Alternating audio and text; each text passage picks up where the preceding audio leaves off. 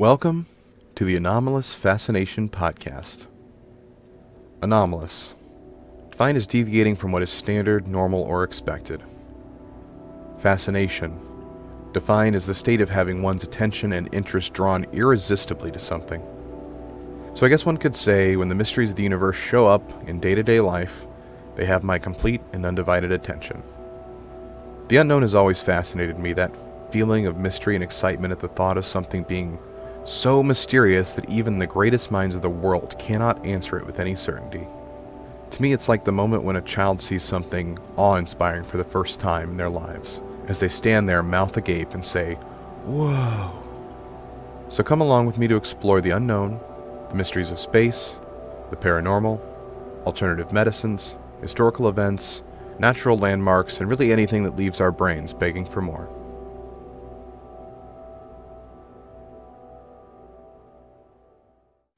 Hello, friends. Thank you so much for tuning into episode 1 of the Anomalous Fascination podcast.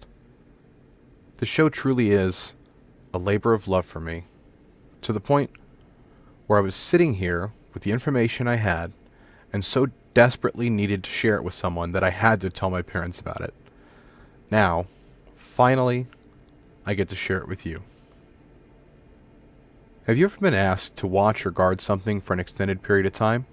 Like, can you watch my purse, or make sure no one comes into the room? It's funny because we do the task knowing that it is important for us to watch, but we never truly expect to have to take any further action than that. What are the odds, you think, that in these 10 minutes, something is going to happen? Now imagine that watching that thing is your job, and you've spent most of your life studying and training to do it, and you have to analyze something every few minutes of the day after day for years. By that point, you'd have to think, nothing's going to come of this is pointless. But still holding on that tiny sliver of hope. When one day, for just a few seconds, and then never again, you witness something extraordinary. Let's take a stroll, shall we?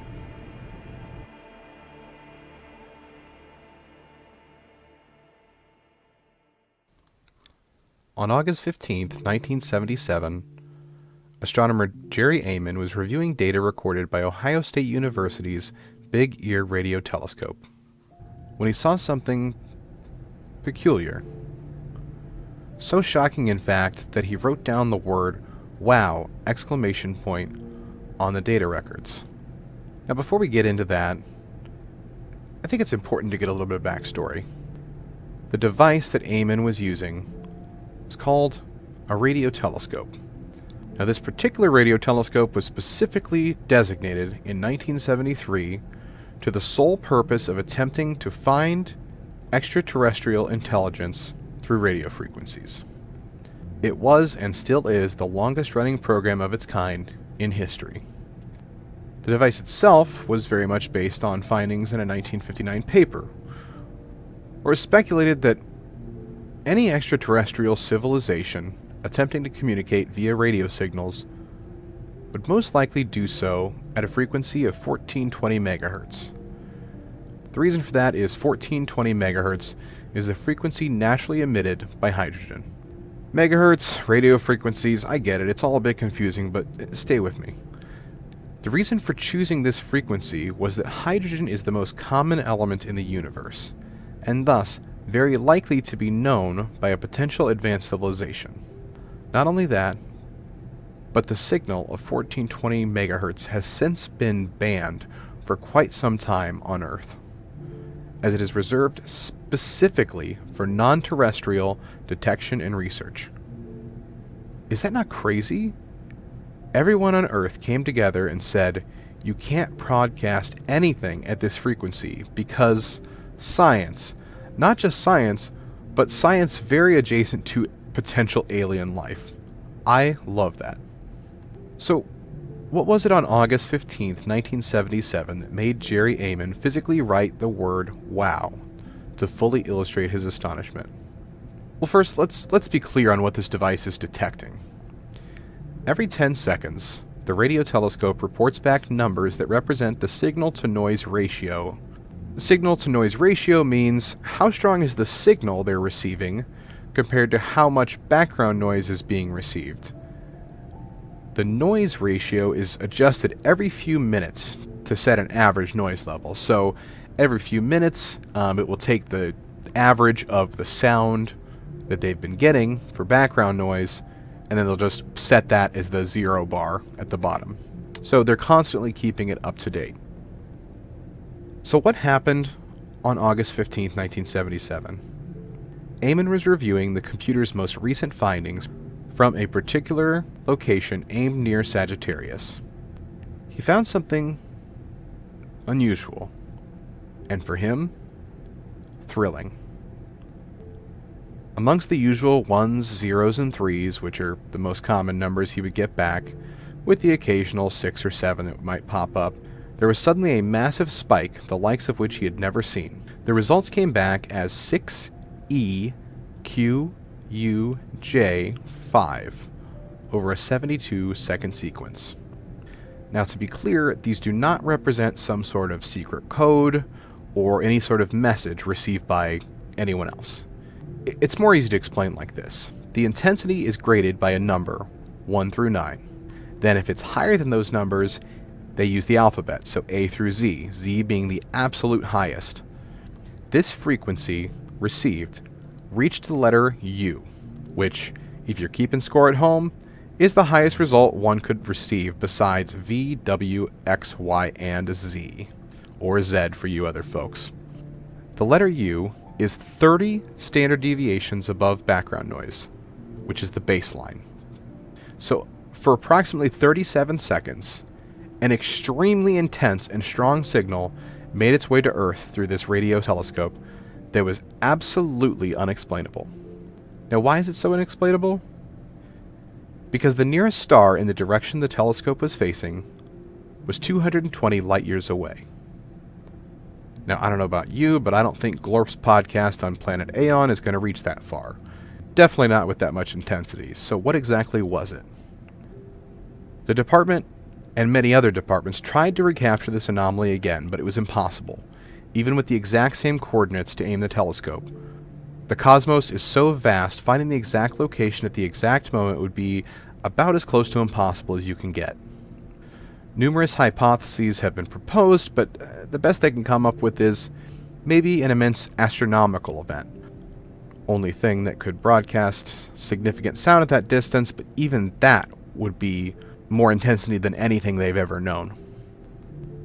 Or the other option, an advanced alien civilization with an astonishingly large and powerful transmitter.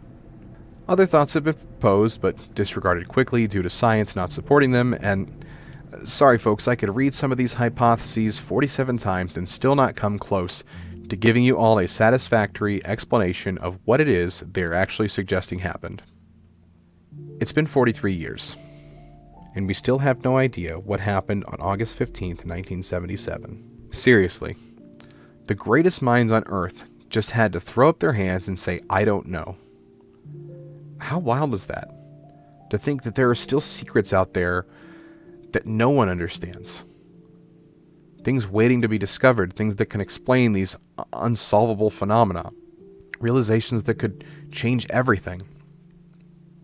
But until then, we wonder, we speculate, we let our minds wander, and every so often, something comes along that makes us say, wow.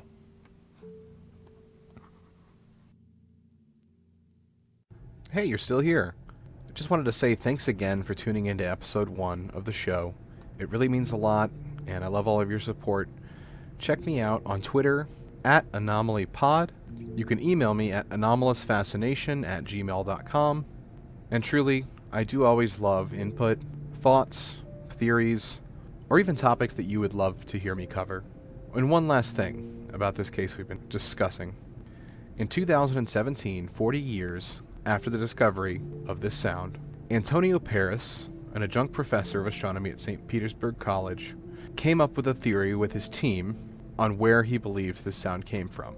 It is his belief that there were two comets, 266P/Christensen and P-2008 Y2, The names are unimportant. Basically, he's saying that he believes there were 2 comets passing around possibly that area at the time, and he believes that the gas let out by those comets may have caused the frequency. Now, admittedly, he does confess that the signal that he received back was not nearly as strong as the one that they received. So even then, even if it was that exact comet, one of those exact comets went through the sky at that exact moment, it would still be unlikely that was the cause.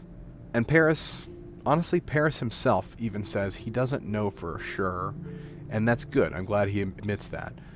His team, on the other hand, says, no, we think that's what happened. So, just so you all know, if you ever look this up to search it, there are some that will claim that this was solved, that they figured it out, but not only was it not proven, but most importantly, the paper written by Paris about his team's observations and their ideas on the WOW signal is not published in a single scientific journal. It only appears online via the Center of Planetary Science, a nonprofit organization, of which Paris is the chief scientist. So, you decide. Was it a comet, or was it something else?